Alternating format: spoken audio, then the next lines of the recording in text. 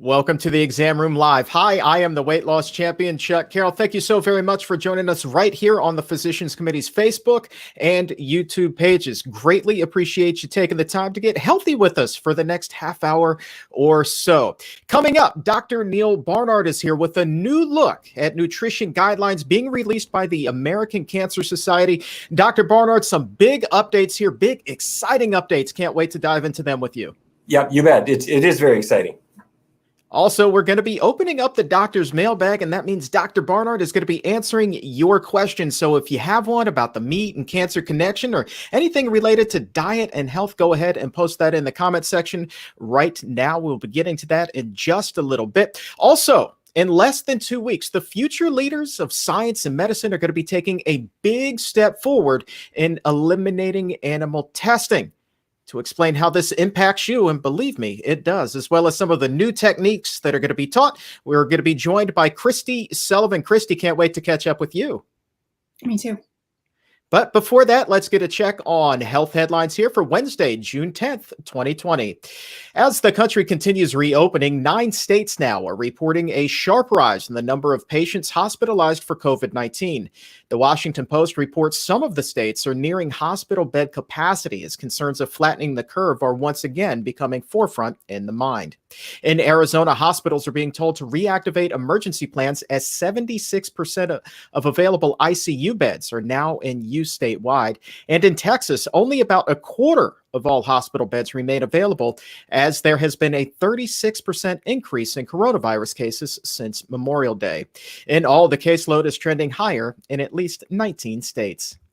Meanwhile, the U.S. is expected to reach 2 million total cases since the beginning of the pandemic within the next 48 hours. Currently, there are 1.98 million cases, with more than 112,000 people having lost their lives. And there are growing concerns that the mass protests against racial injustices around the country have become seeding grounds for the coronavirus. Dr. Deborah Birx, a leading voice on the coronavirus task force, now says it's possible that the masks worn by protesters won't contain viral particles from escaping as they yell. The warning comes as members of the D.C. National Guard who were at protests in the nation's capital last week have tested positive for COVID-19. 2 members of the Nebraska National Guard and a rising number of protesters nationwide have also tested positive following demonstrations. However, 1,200 doctors and medical workers have signed an open letter calling for the protest to continue, saying that racism is a lethal public health issue that both predates and contributes to COVID-19.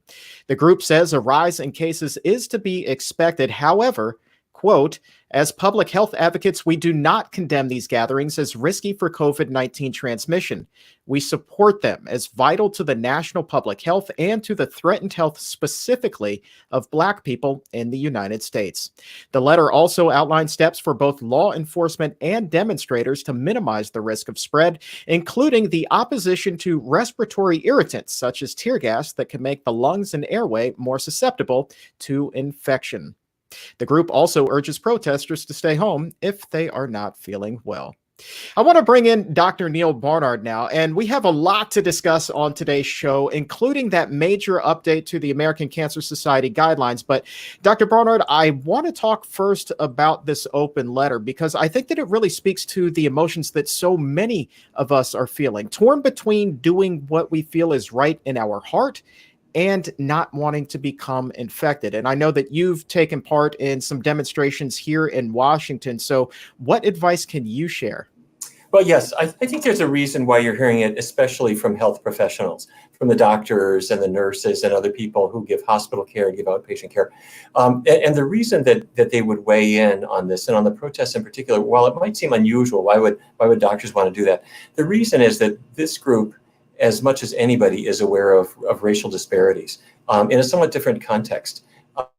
When we look at who is really ending up in a bad way with diabetes, for example, who is more likely to lose their toes or lose their feet in amputations, the people who work in dialysis wards and they see whose kidneys are shot and who ends up on dialysis, when you see the disparities in medical care, all of that was very raw for people involved in healthcare. And so when the case came up of the murder of George Floyd, I think the healthcare workers all over the place were already very concerned about this and really wanted perhaps to, without minimizing the police issues, the judicial issues and so forth, and without minimizing the tragedy that occurred in Minneapolis, to be able to say there is a huge picture here that really needs to be sorted out from top to bottom. So I think that was the motivation behind the doctors and the healthcare staff speaking out, is they want to see systemic change, and that's not so easy to do. Part of it is access to healthcare. Part of it is other just economic factors that will take a long time to sort out.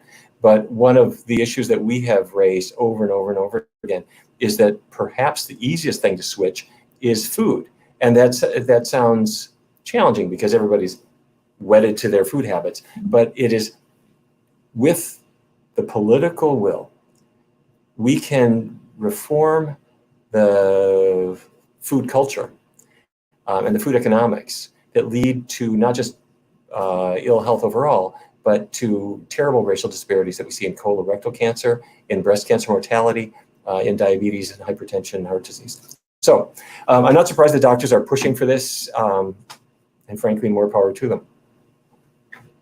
All right, well, let's move on to some other exciting news that we have today. The American Cancer Society out with these new guidelines. And as I understand it, they really mirror a lot of what it is that you and I have been discussing on the exam room here for years now. They do. This is very exciting. This was just yesterday. The American Cancer Society came out with new guidelines. And let me just back up to what we have been advocating, and then I'm going to segue into the American Cancer Society. As exam room listeners are well aware, we have been promoting the Let's Beat Breast Cancer approach. And the idea is, well, it's October, let's all not just put on pink scuffies and go marching up down the street. Let's see what we can do to actually tackle this disease to the extent that we can. And so with Kristie Funk, who was actually just on the show last week, I think, we have talked about 4 important steps. The first is healthy food, plant-based food, vegetables, fruits, whole grains, and beans, getting away from meat products, dairy products, junk food.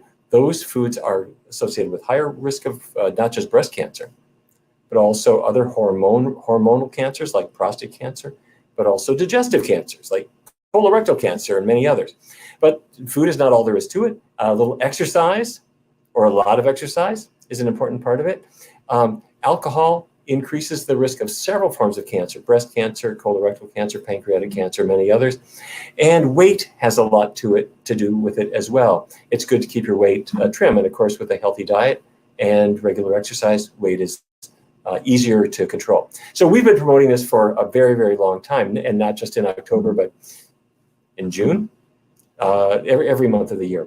So what happened yesterday? Yesterday, the American Cancer Society came out with a new guideline for diet and physical activity for cancer prevention. And it's a wonderful document. And just to make it short and sweet, here's what the American Cancer Society came up with. Number 1, physical activity. Number 2, healthy diet. Number 3, avoid alcohol. Well, what is a healthy diet? Well, actually, let me just back up. Physical activity, a half hour to an hour of good, vigorous activity every day, or as close to that as you can. Avoid alcohol. They said now is not a time to start drinking. If you are drinking, no more than 1 drink a day for women, 2 a day for men. I would say that's overly generous, because even 1 a day for women increases breast cancer risk. Let's keep it more intermittent than that. But with regard to healthy diet, let me walk you through what the American Cancer Society said a healthy diet is. Foods that are high in nutrients, the amounts that help achieve and maintain a healthy body weight. And these include what?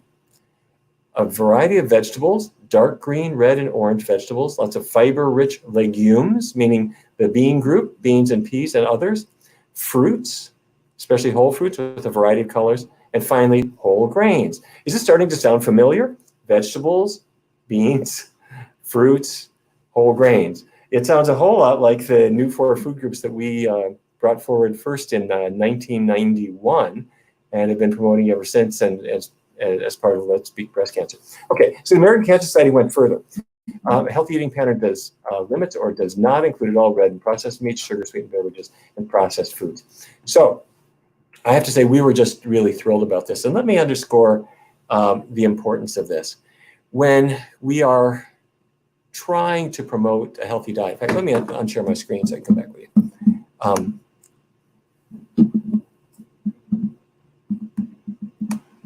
Okay, when we're trying to promote healthful diets, there are really two huge problems. One problem is that there is sort of confusion about what a healthy diet is. Should we be eating less beef, more chicken?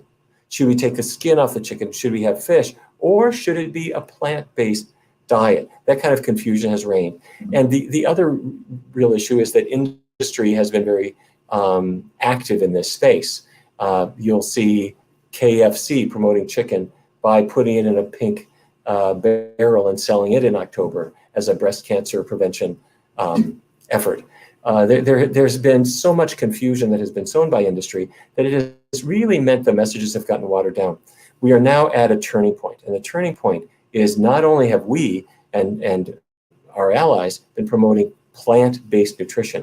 Now we have the biggest cancer group in the world saying exactly the same thing. So the healthy foods, vegetables, fruits, whole grains, beans. And let me just finish by reiterating for anybody who's new to this and maybe you've just tuned into our program for the first time, why would you want to eat those kinds of things for cancer prevention? Just really quickly. The first thing is what's not in those foods.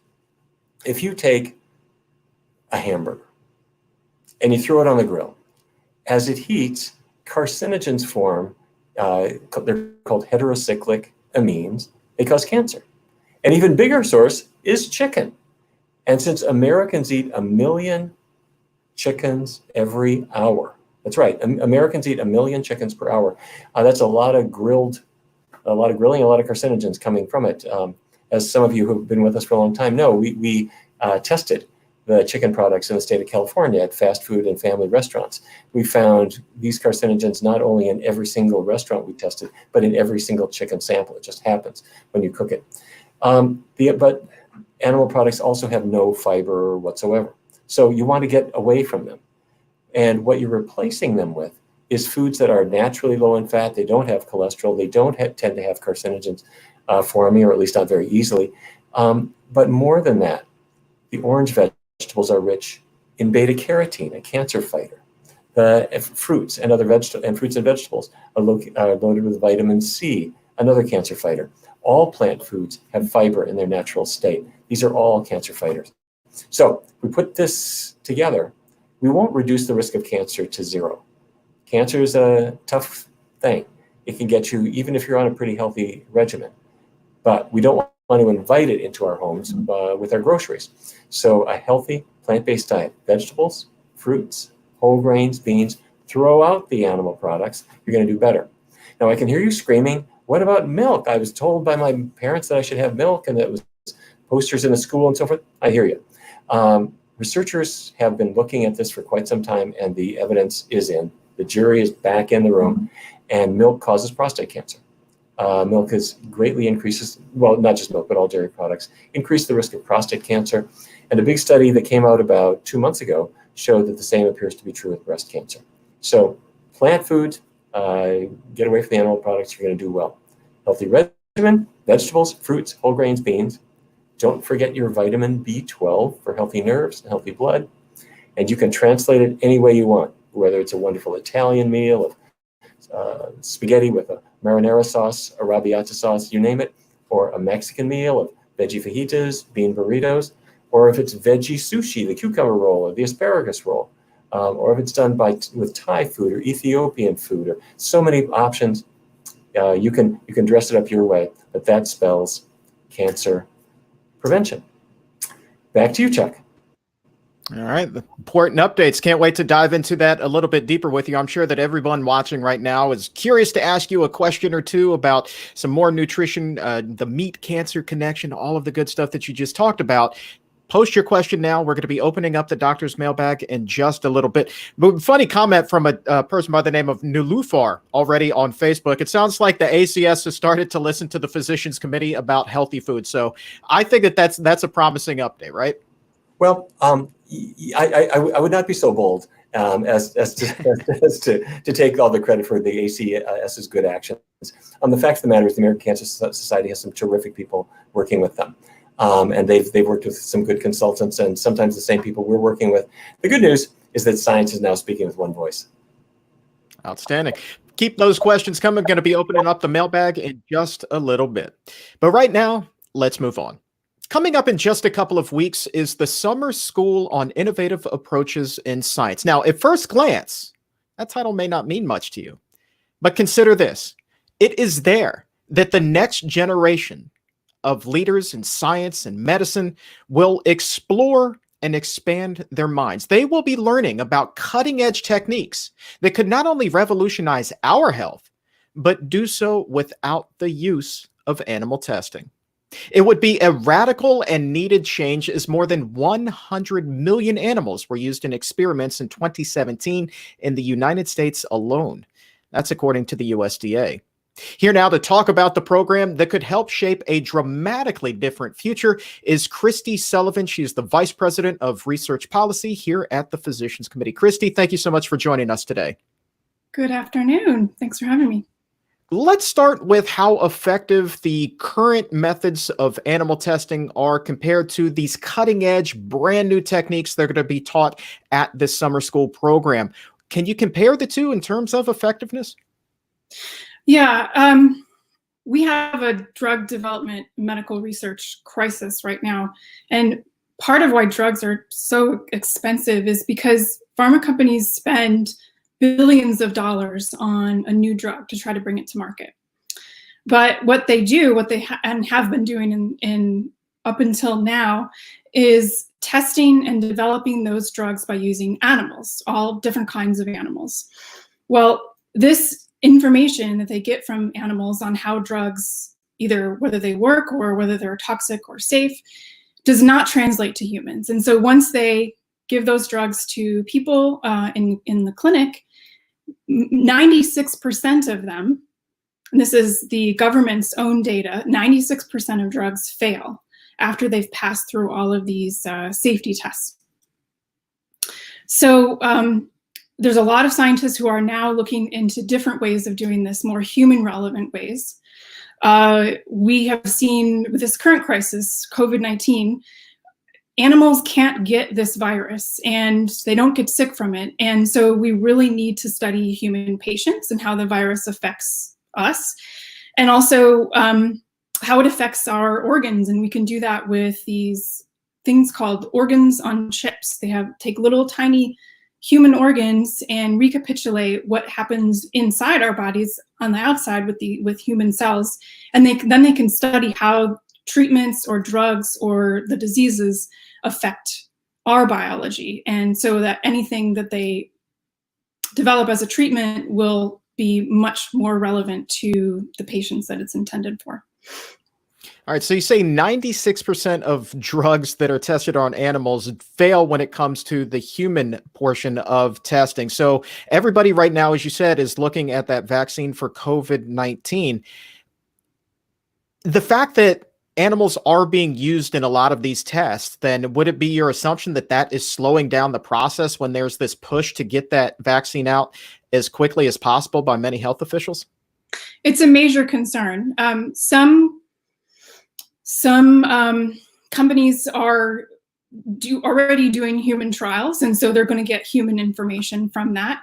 But other companies are using animals, and it's like flipping a coin. It might work, it might not work, and so we really need to know that it can work, so that we're not wasting time trying to figure out how to create mice that can be affected by COVID-19 when we can just use these human systems in the laboratory. All right, so let's talk about this program coming up. Who will be speaking there? Who is shaping these minds? I got to say, our team has put together a fabulous program. I don't know if you had a chance to look at it, and we'll share the website so other people can do as well. But we have people like Dr. Chirag Patel from Harvard, and he's going to be talking about using computers to sort out some of these multifactorial causes of all of the diseases and health problems that humans have, how our genetics and environment work together, some of the things that Dr. Barnard was talking about earlier. We have companies that are going to be, like, for example, scientists from Unilever presenting and giving a detailed training on how to do next generation risk assessment of cosmetic ingredients without animals. We have Dr. Kembas Benham from the University of Colorado, who developed during his PhD one of the a breathing smoking lung on a chip. So, and now he's going to be teaching these students how he's done that and what he's hoping to use these human models for. We have lots of scientists from regulatory agencies like the US EPA, Health Canada, just who's who, honestly, of all of the people throughout the world who are developing these new technologies, and we're going to be able to now influence the next generation of scientists in how to use them. I'm sorry, did you say that one of the speakers there has developed a lung on a chip that can mimic both breathing and smoking? Mm-hmm. That is science at its finest. Yeah, so it's biology and engineering together, where we're really figuring out how to relevantly recapitulate how humans are exposed to chemicals or drugs, or how they get diseases. That's outstanding. And to know that animals then will no longer be forced to inhale that smoke. Yeah. We can eliminate that portion of it. That is fantastic. My next question to you as we kind of wrap this up is, who is eligible? Who are the students that they're looking for right now? So I'm proud to say we have over 200 people signed up already. They are from all 5 continents. So we've really touched a nerve here with not only North Americans and Europeans, also folks from Brazil and Nigeria. So the short answer is everyone is eligible if you are an early career scientist down to a student. So we have a couple of undergraduate students, a couple of high school students, mostly graduate and postgraduate people who've just got their PhD, and maybe you've just graduated and you've just started at a university or a company. You're welcome as well. So the full program is intended for early career scientists. People can also just view 1 or 2 lectures if you don't have time to participate in the entire course. You can go to the website, which you can see on your screen there is pcrm.org/summer school, and register for individual sessions as well. And the best part of this, the cost is? Absolutely free. I love to hear that. I love to hear that. So hop over to pcrm.org/summer school. You see that right now on the bottom of your screen in the ticker. Go ahead and register right now. Kristie Sullivan, thank you so very much. What an exciting program you've put together, you and your team. It's very, very exciting. We're doing it in cooperation with Johns Hopkins and the University of Pennsylvania and the European Union Joint Research Center. And we're hoping to do it every 2 years so that we can continue to set scientists on their career path, right direction without using animals. All right, but don't waste another second if you are interested in attending, because the deadline for registration is today. Kristie Sullivan, looking forward to catching up with you again very soon. Thank you. Thank you very much. All right, time now to open up the doctor's mailbag and answer your questions, my friends. And for that, we welcome Dr. Barnard back to the show. Dr. Barnard, the chat box now is just flooded with questions. A lot of people curious about these ACS guidelines. So now really is the time for you who is watching this to keep posting your questions. We're going to get to as many as we possibly can. Before we take a viewer question, Dr. Barnard, recently I spoke with Los Angeles-based gastroenterologist Dr. Angie Sadeghi, and she said that nearly 90% of all colorectal cancer cases could be prevented, pointing specifically to making changes with diet and lifestyle, as the ACS is suggesting. 90%, that's a lot. It is. And the way that researchers have made these estimates is that they can look at a couple of things. They look at individuals who are on healthy diets, maybe living in another part of the world. We've talked earlier about For example, a research in Africa on historical or diets that have been historically relevant for many, many, many years, root vegetables and beans and so forth, versus people in the United States, including African Americans, where you see a dramatic increase in colorectal cancer cases. And the presumption is that if we could eat the diets that were sort of tried and true, if I can use those words, we're going to do a lot better. Plus, when people have been following an unhealthy diet and they then change their diet back to healthier foods, the gut microbiome sorts itself out very rapidly within about 2 weeks' time, and that reduces the risk of colorectal cancer. So these numbers are real. The prevention is not 100%. It's still possible to get certain forms of cancer. It's possible to get lung cancer even if you don't smoke. But if you don't smoke and you avoid the other contributors to lung cancer, you're going to do better. And if you don't eat animal products and you eat healthy plant-based foods, the risk of colorectal cancer, breast cancer, and many others goes way, way down. All right, first question up comes to us from Julie on YouTube. She says, is it too risky to eat those junk foods? Should we avoid all of them? I think she's referring to those accidentally vegan junk foods as well. Keep in mind what happens when people are referring to junk food. What they often mean is something that started out as whole foods, whole grain products. Then you refine them and throw away all the fiber, and you end up making crackers and cookies. And you're not only removing fiber, but you're adding things like adding fats and adding chemicals. And yes, those are things to wean yourself away from. So the healthy 4 food groups are vegetables, fruits, whole grains, and the bean group. And getting away from the overly processed things is a good move. All right, Robert is looking for a little bit of help here. He writes, I'm confused between keto and plant-based. I want to lose 100 pounds. What can we do to help him? Okay, what a great question. You know, so many people are asking questions like that too. They really want to lose weight and they're wondering what's the best diet out there. It's really quite clear that the plant-based diets are good not only in short-term research studies, when I say short-term, 12-week, 16-week studies, but our team has tested them out for as long as 2.5 years, showing that the weight just goes off and it stays off. That's something that you and I have talked about many times, Chuck.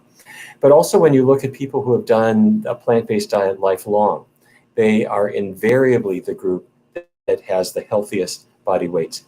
Now, what about ketogenic diets? When people go on this diet that aims to stimulate the production of ketone bodies to kill the appetite, that's the idea of them. They do it by avoiding the natural fuel for the body, which is starches and natural healthy sugars like fruit sugars and the starches that are in starchy vegetables and beans. And when you do that, because you're taking so many foods out of your diet and your appetite might be killed a little bit by the ketones, people lose weight over the short run. Over the long run, you see a couple of things. One is frustration, weight tends to come back. But the other is because meat is often included in these diets, sometimes in generous amounts, cholesterol levels often are much worse. LDL cholesterol in particular, that's the bad cholesterol, very often rises. So you don't want to trade a weight problem for a heart attack. So that's why we're strongly recommending a plant-based diet. What does that mean? Avoid animal products, keep oils really low, keep your foods as natural as possible. Don't forget your B12. You put that together, you got a healthy diet.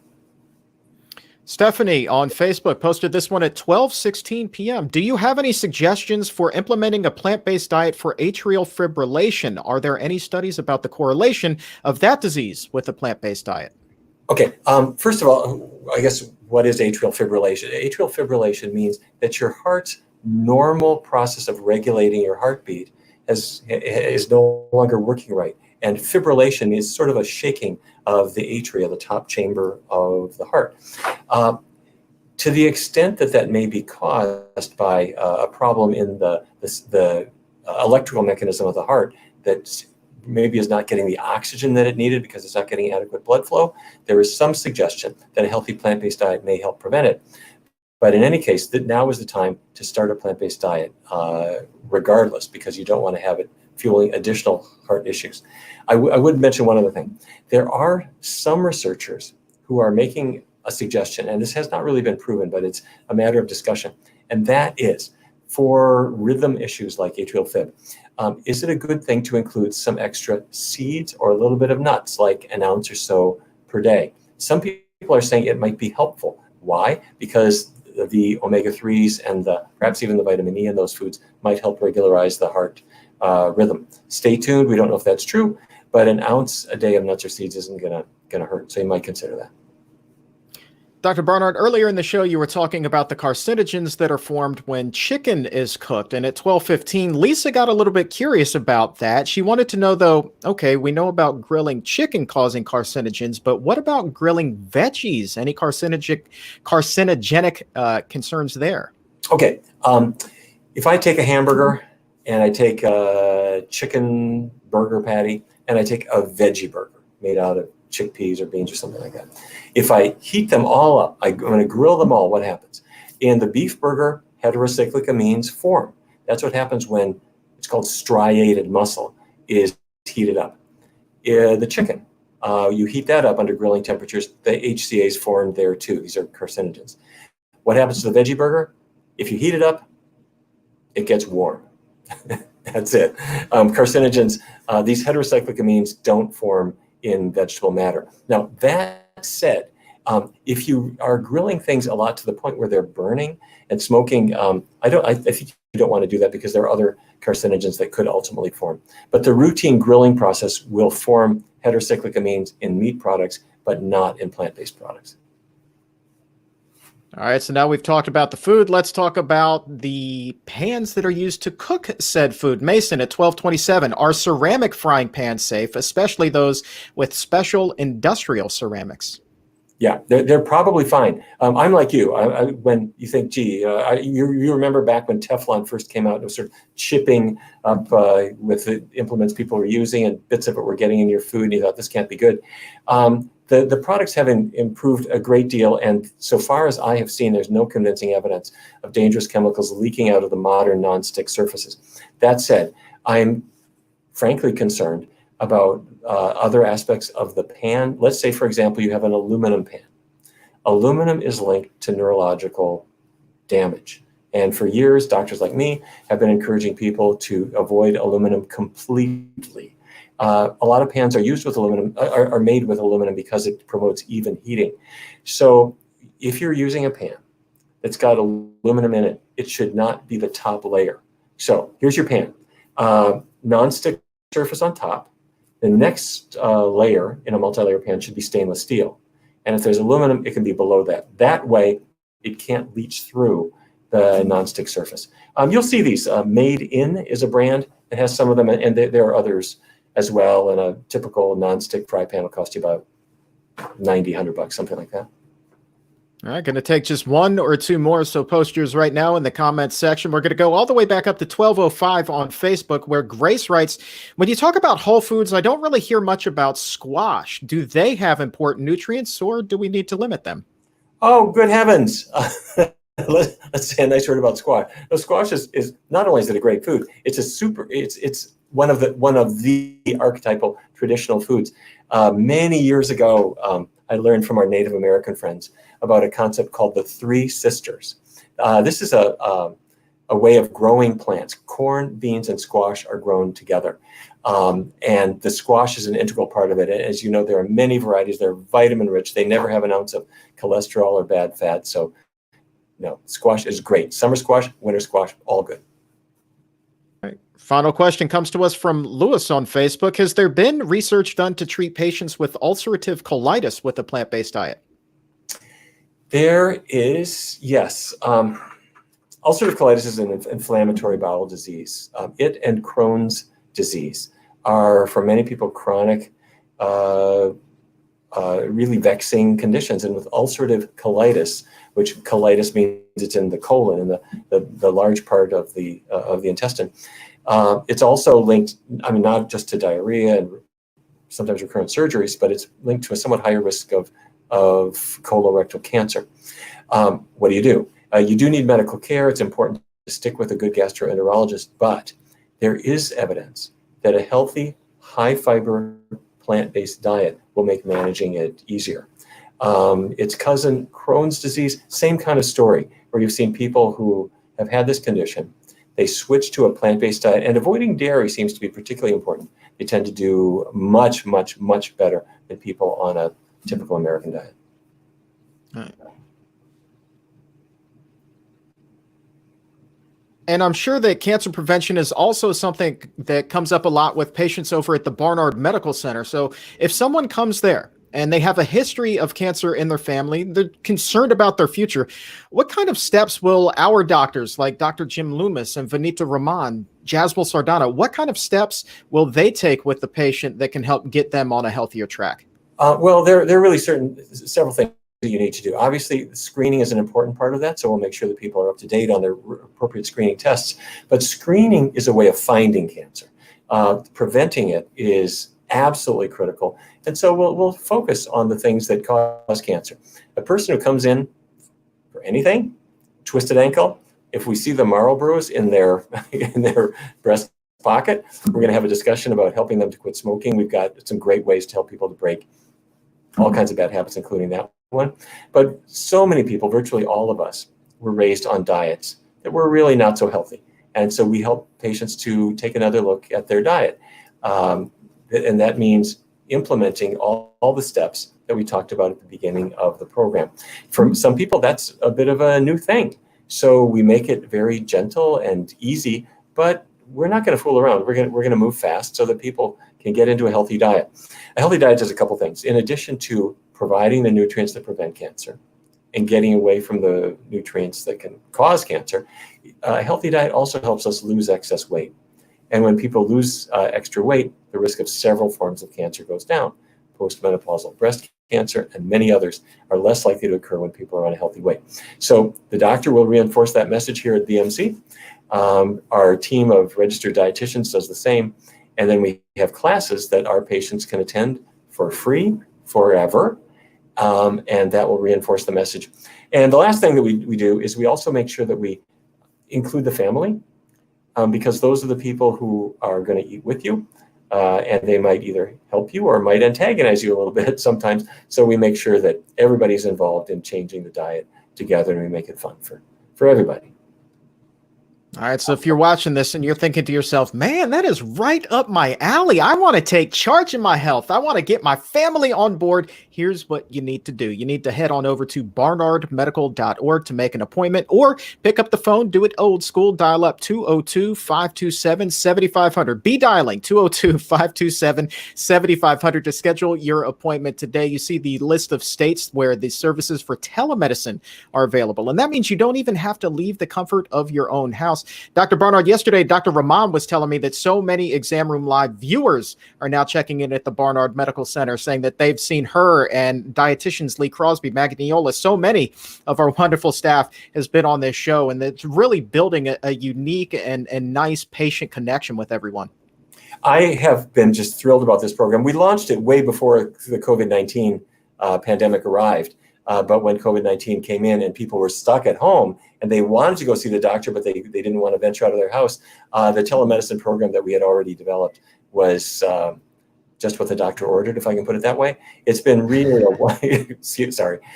it's been really just a wonderful thing. And I have to say, it's been very cool also to be able to treat patients who may be in Los Angeles or San Diego or San Francisco, or they may be up in Albany or something like that. And for them to be able to see us through telemedicine is a wonderful thing. All right, Dr. Barnard, greatly appreciate your time today, my friend. Likewise. Thank you, Chuck. All right. And if you could use a little pick-me-up today, a little bit of inspiration now that you've been hit with all of this knowledge, you want a feel-good story, head on over to Apple Podcast or Spotify or Stitcher, wherever shows are available, and look for the Exam Room Podcast by the Physicians Committee. All right. That's kind of like the OG version of the Exam Room. Out in the latest episode is an interview I did with Jill and Joel Erickson. It's a show called Family History, Not Your Destiny. Jill's family just had a horrific number of people who were diagnosed with colorectal cancer. And she turned to her husband, Joel, and she said, "I know how I'm going to die." She said that shortly after her own mother was diagnosed with this. A few years later, Joel then survived a widowmaker heart attack, had complete blockage of his artery. So what did they do? They turned to a plant-based diet, immediately went to the refrigerator, started making salads, got their whole family on board. Everybody now is living a healthy, clean, just amazing, extraordinary life, and now they're paying forward everything that they have learned with their own company, teaching the techniques that they have learned. Matter of fact, Jill is a wonderful Food for Life instructor here. That's a great program that we've established here at the Physicians Committee, where we go in and we teach you the plant-based basics about lowering your risk of chronic disease. So she is really paying forward that everything that she has learned. It's just such an incredible story, a wonderful, even a love story. These two have been together for 20 some odd years, since they were in college. Just a great story. So head over to Apple Podcast or Spotify or Stitcher. Look for the Exam Room by the Physicians Committee. Hit that subscribe button. And if you would be so kind as to also leave a 5-star rating, we would greatly appreciate it. Tomorrow on the show, dietitian extraordinaire, you know her as the Fiber Queen, Lee Crosby, will be back here on the Exam Room Live. That is at noon Eastern, so set your appointment for Facebook and YouTube. We will see you then. Many thanks for our help from our director, Laura Anderson, today, stepping up from the producer role, taking over the wheels of steel, rocking the show today. Thank you so much, Laura. Greatly appreciate all of your help. And for Kristie Sullivan and Dr. Neal Barnard and everyone here at the Physicians Committee, I am the weight loss champion, Chuck Carroll. Thank you so very much for watching. And remember, take a stand, stay safe, and keep it plant-based. We'll talk to you tomorrow.